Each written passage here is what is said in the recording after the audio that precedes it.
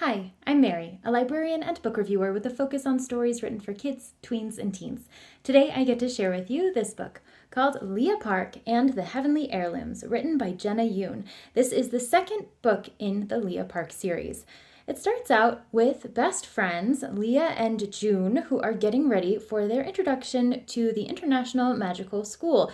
They've been preparing their entire lives to enter this academy where they are going to learn how to battle the monsters that threaten the world, and so they are excited to get going.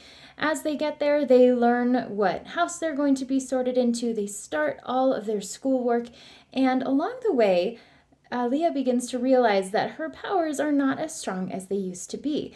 At the end of the previous book, she has an encounter with a magical diviner, and that has seemed to have left her powerless.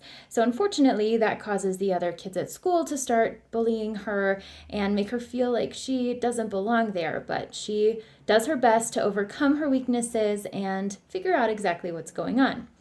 While they're at school, they are introduced to the heavenly heirlooms and exactly what they are used for within the world.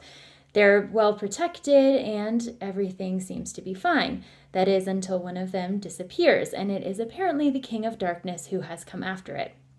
Now, if the King of Darkness has his way, he is going to ruin the entire world and destroy everything that Leah has come to know and love.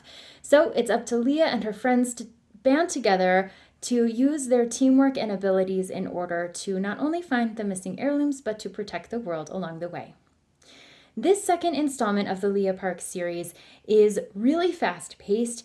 It is enjoyable from the perspective of anybody who has enjoyed the Harry Potter series, so you really dive into the classroom setting. You get to know some of her friends and foes that also are going to the school, and then are sitting kind of alongside Leah as she figures out exactly where her role is and whether her powers are going to ever return.